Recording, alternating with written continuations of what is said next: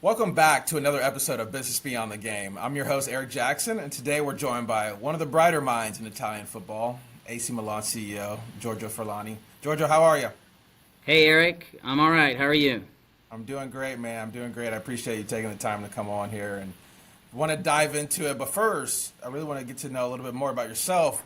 Giorgio, you're somewhat in a unique position, right? CEO of a club that you were a genuine fan of long before you took the post. You know, being a Milan native, everything else. Like, what's that experience like? Like, I'm sure your 13-year-old self would be pretty proud to see you.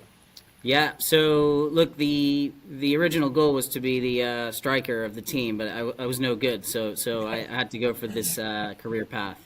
So yeah, look, I'm extremely lucky and privileged, and I have a big responsibility to the fans like the 13-year-old Giorgio. So I am a Milanese, so I was born in Milan, and I'm a Milanista, so I'm an AC Milan fan. My career had nothing to do with soccer or football until 5 years ago, 6 years ago at this point. I got involved. I became a director of AC Milan, and I became the CEO about 9 months ago. So yeah, I'm extremely lucky, very happy to be here, and trying to do a decent job.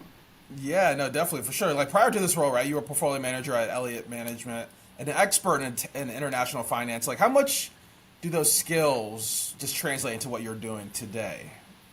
Yeah, so there are elements of what I do that fundamentally involve negotiation and deal structuring that are the skills from before, and also, as I said, I was a director for a few years before I took this role. I was a very involved director, or as probably my predecessor would say, a bit too annoying director.